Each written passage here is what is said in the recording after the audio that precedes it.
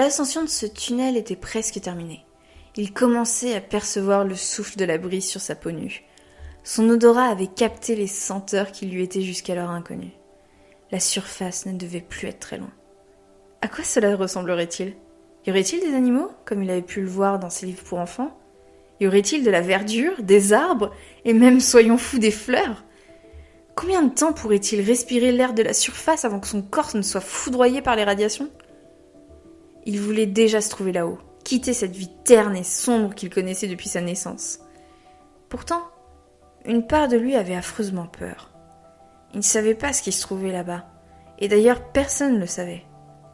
Il serait le premier homme à reconquérir cette terre que ses ancêtres avaient fui, le premier depuis plus de 100 ans à admirer un coucher de soleil. Qu'il survive ou non, il savait qu'aujourd'hui, il écrivait l'histoire de l'humanité. Il était conscient de sa propre mortalité, mais elle lui semblait si dérisoire face à ce monde qui se proposait à lui. Encore quelques mètres et son rêve d'enfance se réalisait. 6 pas le séparaient de lui. Encore quelques mètres et son rêve d'enfant se réalisait. 6 pas le séparaient de lui. Sans même s'en apercevoir, il avait accéléré la cadence et grimpait maintenant avec furie.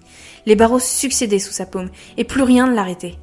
Il avait à peine conscience de ses muscles qui hurlaient de douleur après tant d'heures à être malmenés. Il fallait dire que la vie souterraine était assez statique. Il n'avait jamais mis son corps à contribution comme aujourd'hui. Tout ceci lui était étranger, si bien qu'il ne maîtrisait pas encore tous les rouages de sa plastique. D'un coup, son pied glissa et il chuta de plusieurs mètres. Le vide l'avalait goulûment à chaque mètre traversé. Il allait s'écraser. Son crâne allait s'éclater plusieurs kilomètres plus bas. C'était fini, il allait mourir. Ses bras moulinaient malgré lui à la recherche d'une prise. Et d'un geste désespéré, il se rattrapa de justesse. Quelques échelons plus bas et resta suspendu dans le vide, paralysé par le son des battements de son cœur. Il avait voulu se précipiter, et son imprudence avait bien failli lui coûter la vie. Lorsqu'il calma son souffle, il décida de reprendre son ascension. Il fallait recommencer. Plusieurs minutes de perdu en un clin d'œil. La rage l'envahissait peu à peu, mais il ne devait plus se laisser distraire. Qu'importe le retard, il touchait du bout des doigts la liberté, il ne pouvait plus abandonner, pas aussi proche du but. Arrivé au sommet, il réunit tout le courage dont il disposait et poussa la bouche d'égout. Cette dernière lui offrit une certaine résistance à laquelle il ne s'était pas préparé. Épuisé, il désespéra de l'ouvrir.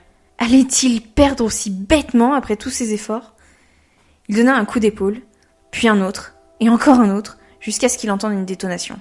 Il avait réussi. Une lumière aveuglante envahit immédiatement le tunnel, et il s'extirpa de cet antre qui l'avait enfermé tant d'années. Lorsqu'il se hissa, il put sentir le béton de la ville sous ses mains, et la brûlure du soleil sur sa peau. Pour la première fois de sa vie, il put sentir l'air frais, l'air de la surface.